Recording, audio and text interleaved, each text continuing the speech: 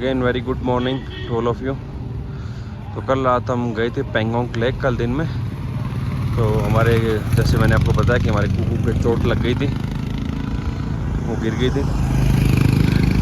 गिरने पे उसको काफ़ी लगी। उससे फिर उधर आर्मी का जो हॉस्पिटल था जो प्राइमरी ट्रीटमेंट देते हैं फर्स्ट एड वगैरह, तो वहाँ करवाया हमने। फिर नाइट को हाथों हाथ हैंड टू हैंड वहाँ से निकल गए और हमें ले पहुँचना था, पर ले तो नहीं पहुँच पाए।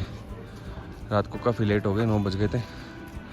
तो हम रात को खारू में रुक गए। खारू में ये सर्किल है, इस सर्किल से ये वाला रोड है जो ले मनाली वाला मनाली से रोड आता है और इधर से ये रोड जाता है पेंगोंग लेक की तरफ। यहाँ पे एक स्टैचू भी लगा हुआ है।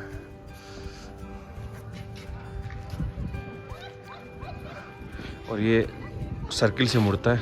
खारू में, खारू पूरा आर्मी एरिया है। थोड़ा पार करने पे आधा एक खारू पार करने पे मेन सिटी आता है। मेन सिटी पे एक खारू सर्किल आता है। सर्किल के बाद राइट साइड के अंदर मुड़ जाते हैं। मुड़ते जाता है पेंगोंग लेक की तरफ रास्ता जाता है, सीधा जाता है लेक की तरफ। तो अभी हम रात को यहीं रुक गए थे इसी रेस्टोरेंट में, गेस्ट हाउस भी है, यहीं रुक गए थे। बहुत ही नॉमिनल चार्ज है इनका। और सुबह की मॉर्निंग तो यहाँ की बहुत ही अल्टीमेट होती है। वेदर भी बहुत अच्छा हो रखा है। पहले जितनी सर्दी थी उतनी सर्दी भी नहीं है अभी। सर्दी बहुत कम हो चुकी है। हाँ, हाई एल्टीट्यूड है, थोड़ा दिक्कतें तो आ रही है, पर अभी वैसा दिक्कत नहीं है, नॉर्मल है। तो ये वाली रोड आती है मनाली से, ये वाली रोड जाती है पेंगोंग को, और ये सीधी रोड निकल जाती है ले को। ले यहाँ से 45 किलोमीटर के लगभग है। रोडें अच्छी बता रहे हैं, बाकी रास्ते में चल के देखेंगे कैसी रोड है। हाँ, ये खारू है। खारू के अंदर पेट्रोल पंप भी है। इसी रास्ते में ले वाले रास्ते पे थोड़ा आगे जाएंगे ना, इस सर्किल से थोड़ा आगे जाएंगे 2-2.5 किलोमीटर तो पेट्रोल पंप आएगा। तो अब ये बात नहीं रही कि पेट्रोल पंप नहीं है ले तक। अब खारू के अंदर ही पेट्रोल पंप है 50 किलोमीटर पहले, और बाकी लोकलाइट में तो मिल ही जाता है।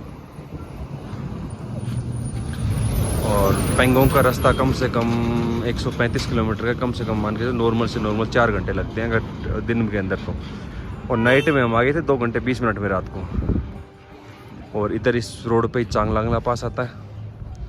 चांगलांगला पास यहाँ से 41 किलोमीटर पड़ता है। चांगलांगला के बाद में वो आता है पेंगोंग लेक आता है।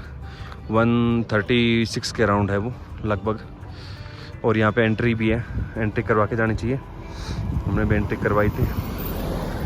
और बोट यहाँ पे सीज़न का एंड नहीं है, यहाँ पे तो सीज़न बहुत है। जैसे लिखा हुआ भी है पेंगोंग लेक के लिए रास्ता ये वाला है। तो अभी हम निकलते हैं आगे की तरफ, लेक की तरफ चलते हैं और देखते हैं आगे का नज़ारा। फाइनली हम खारू से निकल चुके हैं और निकलते निकलते हमें 11 बज चुके हैं। अभी कुछ सामान वगैरह सेट किया था। एक खारू के पेट्रोल पंप पे हम रुके थे। अभी यहाँ से लगभग 40 किलोमीटर रह गया है। हमारे बगल में इंडस रिवर जा रही है। यहाँ से ले रह गया 34 किलोमीटर। कारगिल 241 किलोमीटर। हम कल कारगिल जाएंगे, आज के दिन लेक के अंदर रुकेंगे। तो अभी ठीक से रह गया 9 किलोमीटर का ले 26, कारगिल 233, श्रीनगर 440। हमें श्रीनगर भी जाना है कारगिल होते हुए 440 चम्बा होटल में। मोनेस्ट्री लिखा हुआ यही है, ये देखो ये बोर्ड लगा हुआ दिस वे। चलो चलते हैं, देख के आते हैं मोनेस्ट्री। उधर बोर्ड लगा है ना, ठीक से मोनेस्ट्री 2 किलोमीटर आगे है यहाँ से। 2 किलोमीटर आगे मोनेस्ट्री होती है। मोनेस्ट्री नहीं है, आगे है। मैं थिक से मोनेस्ट्री के बारे में बताता हूँ आपको। ये थिक से ले से लगभग 17-18 किलोमीटर मनाली साइड पड़ता है ये। और ये 15वीं शताब्दी में लगभग 1430 ईस्वी के आसपास बनाया गया था। 3600 मीटर हाइट पे, यानी 11,800 फीट पे लगभग है। और ये बौद्ध धर्म के, तिब्बती बौद्ध धर्म है, उन पे गेलुम्पा संप्रदाय है, उनसे रिलेटेड है ये। तो ये है वो मोनेस्ट्री, थिक से मोनेस्ट्री। और यहाँ पे अभी भी टूरिस्ट बहुत ज़्यादा है। यहाँ बहुत ही सुंदर लग रही है। ये वाला जो दिख रहा है ये वाला इसका एंट्री गेट है और ये नज़ारा है इसका। यहाँ से इसकी हाइट से पूरा का पूरा ये विलेज दिखता है, ये पूरा पूरा। हम इसके छत पे भी जाएंगे तब जाके दिखाएंगे आपको कि ये ऊपर से कैसा दिखता है। इसके अंदर ये कई पार्ट बने हुए हैं, जैसे इसके अंदर जैसे 7-8 पार्ट हैं। जैसे इसमें बताता है मैत्रेय बुद्ध जो वो 15 मीटर हाइट वाली माता बुद्ध की प्रतिमा को मैत्रेय बुद्ध कहा जाता है। तारा मंदिर है, विधानसभा हॉल, लामोखांग मंदिर, जनाना मठ, पुस्तकालय, गस्टर महोत्सव और इसके रूप से व्यू। और ये जो इनके ये गोल गोल बने होते हैं ये इनके पूरे संप्रदाय के मतलब मान के चलो पूर्वजों के हर परिवार से जो आता है ना, पुराने जो भी उनके गुरु होंगे जो भी माना जाता है, मेरे को इतना आइडिया नहीं है। उन पे सबके नाम लिखे हुए नीचे, मतलब सब का एक ये बना हुआ है इनका। और ये इसके एंट्री गेट हो गया। उस एंट्री गेट पे बोर्ड भी लगा हुआ है इसका कि ये तिक्से मोनेस्ट्री है क्या, इसके बारे में लिखा हुआ भी है। और ये 14वें जो दलाई लामा गुरु हैं, 14वें जो तिब्बत के धर्म गुरु है, ये 1970 में आए थे। तब ये वो जो 15 मीटर की जो मैत्रेय बुद्ध है उसकी प्रतिमा बनाई गई थी। ये उस टाइम की ये है इनकी टिकट काउंटर से लगभग 50 रुपये की पर पर्सन टिकट है। और इसके अंदर 7-8 चीज़ें वो देखने को मिलती है। और एंट्री करते ही सबसे पहले ये आता है कैंटीन बोलो, रेस्टोरेंट बोलो, और इस टाइप में यहाँ पे इसकी इनकी कलाकृतियाँ पुराने टाइम से वो भी चीज़ें हैं। और यहाँ एक शॉप भी है, इसके अंदर आपको यहाँ से इनसे रिलेटेड कोई प्रतिमाएं हो गई, कोई बुक्स हो गई, वो चीज़ें मिलती है। और यहाँ से इसकी एंट्री है, इस सीढ़ियों से चढ़ के ऊपर जाना पड़ेगा। ये कई मंजिला इमारत है ये, तो इसमें हर मंजिल पे अलग अलग चीज़ें हैं। जैसे 7-8 चीज़ें बताई मैंने। मैत्रेय बुद्ध प्रतिमा हो गई। जैसे तारा मंदिर है तो ये तारा मंदिर तारा देवी को समर्पित है। और तारा देवी की 21 छवियाँ रखी हुई है इसके अंदर, 21 मतलब प्रतिमाएं बोल लो, चाहे वो बोल लो। और विधानसभा हॉल है इसके अंदर। और ये यहाँ से नज़ारा दिखता है, पूरा का पूरा सिटी का पूरा नज़ारा दिखता है। ये सेंटर के अंदर कुछ हरा भरा है, बाकी चारों साइड पूरा सूखा पड़ा है। और यहाँ ठीक से स्कूल भी है। इनका जो बच्चे होते हैं, इनको जो जैसे ताइक्वांडो, कुंग फू जो भी बोलते हैं अपन, जो भी इनका रिलेटेड होता है वो चीज़ सिखाई जाती है। ये इनकी ड्रेस होती है, जैसे रेड कलर की हो गई। ये बच्चे हैं, इनके स्कूल के बच्चे हैं। इनको मोंक बोला जाता है।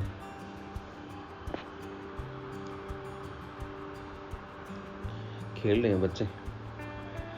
अब स्कूली क्लासेस तो वो पता नहीं अपने को कहाँ लगती है, क्या कुछ इनकी पढ़ाई जाता है, क्या कुछ क्या इनकी चीज़ों की आइडिया नहीं है, लेकिन कुछ तो इधर है। ये यहाँ से एंट्री करते ही आपको जूते चप्पल निकाल के ये इनका पूरा का पूरा हॉल आ जाता है। हॉल के अंदर इनके बच्चे अभी भी प्रैक्टिस कर रहे हैं। इनका जैसे प्रार्थना स्थल बोल सकते हैं इसको, ये प्रार्थना स्थल है बच्चों का।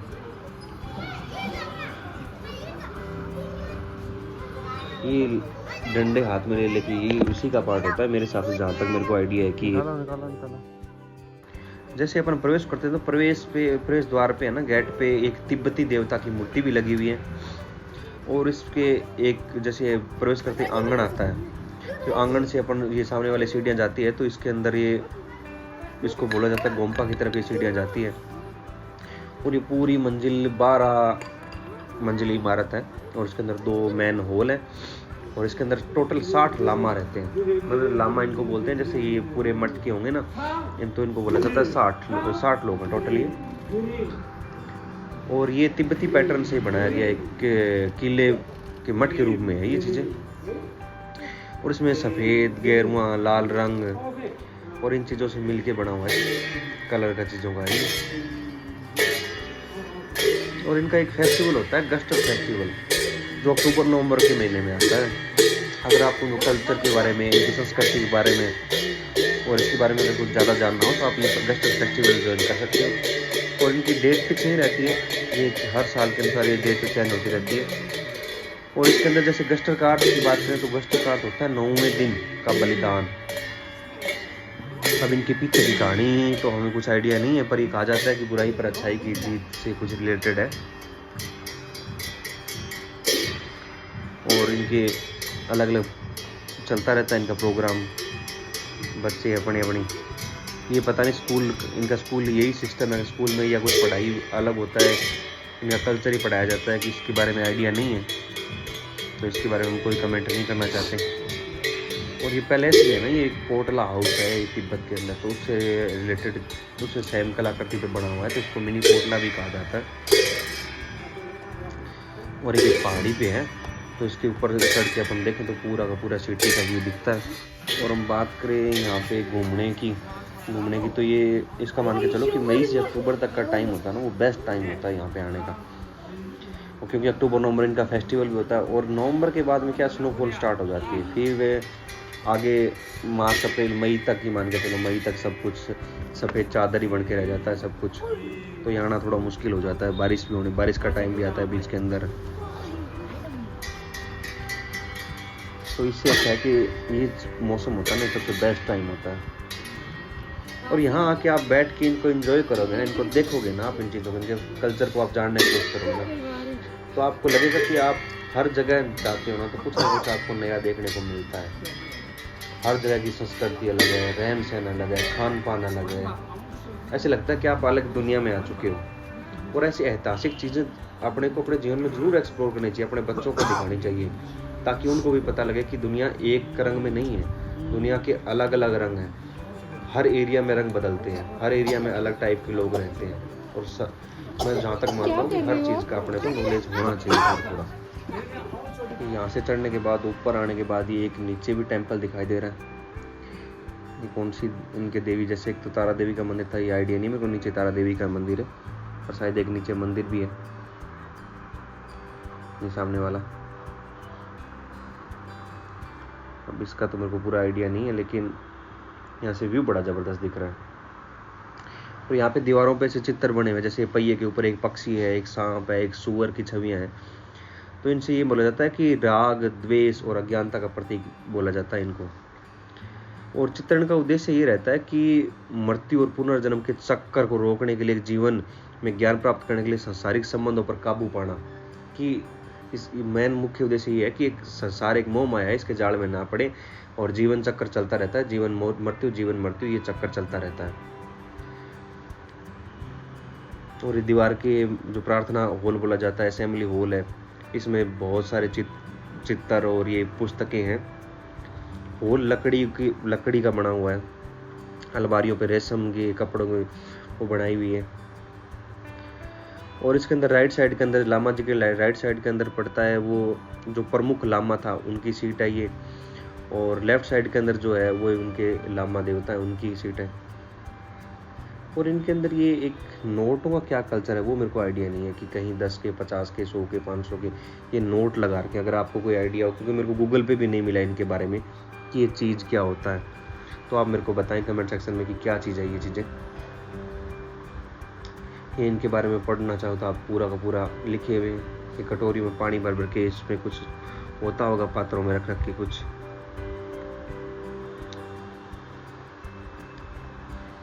इस हॉल में जैसे सीता पात्र और महाकाल और पद्म संभव के हजारों भुजाओं वाले ये जो देवता हैं उनके चित्र भी हैं। और ये अंदर फोटोग्राफी अलाउ है नहीं, तो मैं बाहर खड़ा होकर ये बना रहा हूँ मैं। ये बुद्ध की प्रतिमा है, और इनके साइड के अंदर भी मैंने बताया था कि एक राइट साइड के अंदर जो प्रमुख लामा थे उनकी मूर्ति है, और लेफ्ट साइड के अंदर जो एक देवता है इनके।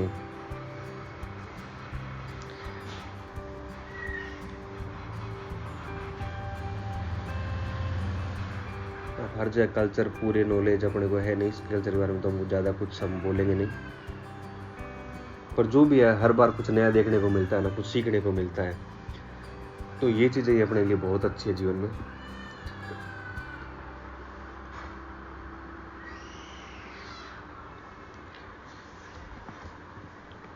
तो चलते हैं बाहर। ये इनका प्रार्थना स्थल है पूरा का पूरा, असेंबली हॉल। यहाँ आराम से बैठ के पूजा पाठ अपना जो भी करते हैं ये कर सकते हैं। ये इनके देवता की मूर्ति है।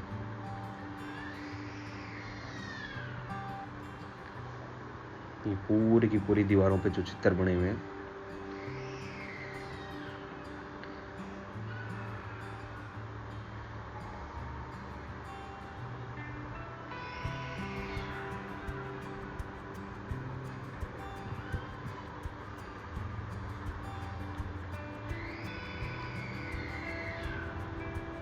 जो पीछे वाला मंदिर है ना, इसके अंदर वो देवी का नाम मैंने पढ़ा था, तो लेफ्ट साइड के अंदर जो है वो मंजूश्री है, और जो नहीं लेफ्ट साइड पे जो मैत्रेय है और राइट साइड के अंदर वो मंजूश्री देवी कोई है उनका कुछ, वो चीजें हैं।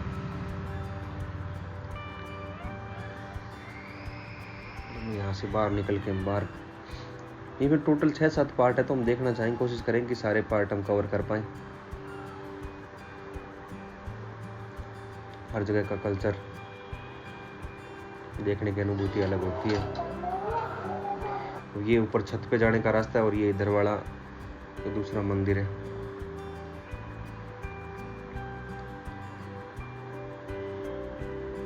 यहाँ अंदर फोटोग्राफी अलाउ है नहीं। बहुत बड़े, बहुत भुजाओं वाले कुछ इनकी प्रतिमाएं लगी हुई है।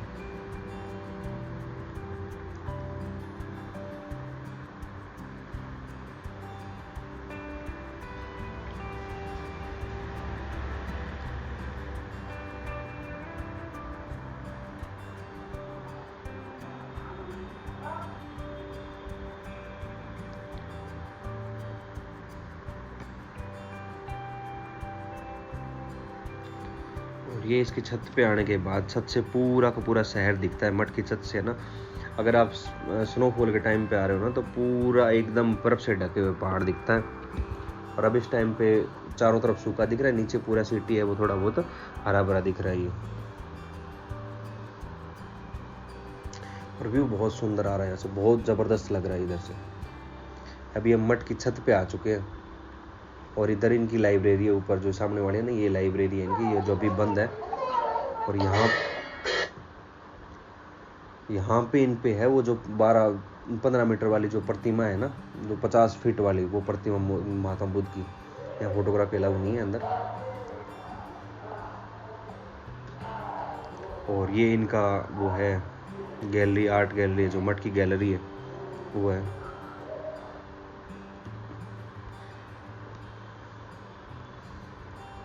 इसमें सारों इनके जो होंगे लामा, जो पूरे पुराण जो लामा है वो उनके बारे में कुछ होगा।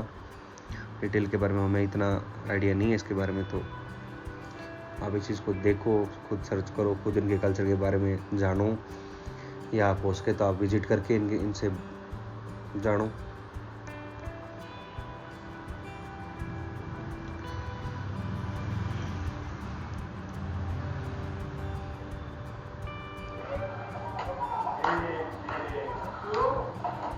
इनका प्रोग्राम अभी भी चल ही रहा है।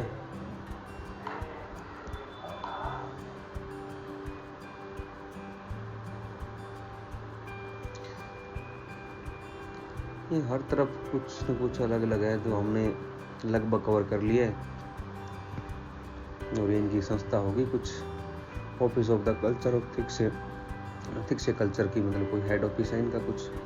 हर जगह मतलब चित्र पुरानी कलाकृति है ना, वो अजीब टाइप के कुछ, मतलब सीखने को देखने को ऐसा अलग मिलता है। ये वैसे पूरे दिन खुली रहती है, लगभग कोई 15-20 मिनट के लिए बंद की जाती है। जब कोई चाय नाश्ता कुछ खाने पीने के लिए होता है, एक इंटरवल टाइम होता है, उस टाइम बंद करते हैं। बाकी ये टाइम पे ये पूरी की पूरी मोनेस्ट्री खुली रहती है। और हाइट पे, खूब हाइट पे है। आप यहाँ आके आराम से सुकून से बैठ के देखोगे ना, तो वो भी कुछ अलग दिखेगा। अब यहाँ ऊपर भी कुछ और होगा, एक पार्ट होगा इनका, लेकिन मेरी हिम्मत नहीं है। ये इधर से तो हम जगह जाके आए हैं ऊपर, क्योंकि हाइट पे होने का हमारी हालत तो खराब हो चुकी है। और ये इनके पूरे के पूरे ये कैंटीन पे इनको क्या बोलते हैं मेरे को आइडिया नहीं है इनके बारे में। इनकी प्रतिमाएं हो गई, ये पुरानी और मोनेस्ट्रियों के बारे में भी इधर है, और कौन सी मोनेस्ट्री है। ये इनके कुछ देवता होंगे, कुछ क्या होंगे। हर जगह बहुत सारी मोनेस्ट्री हैं। एमिस मोनेस्ट्री, ये थिक्सी मोनेस्ट्री का ये व्यू है।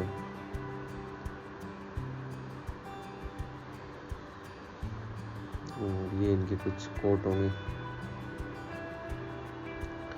मतलब जैसे हिंदू धर्म के अंदर माना जाता है कि एक जब अपना काल चरम पे होगा, जब ये कलयुग चरम पे होगा तो उन कल की अवतार लेंगे, तो उसी टाइम में इनकी जो मैत्रेय बुद्ध बोला जाता है, तो ये माना जाता है कि इन पे भी अगर वो, हर धर्म के अलग अलग थॉट्स हैं, धर्म सब एक है, वो चीज़ें अपने इंसान के बनाए हुए हैं कि इंसानियत धर्म है, ये अपने एक मजहब बनाए हुए हैं, एक अपनी अपनी अलग अलग कल्चर को अलग अलग डिवाइड कर लिया गया है।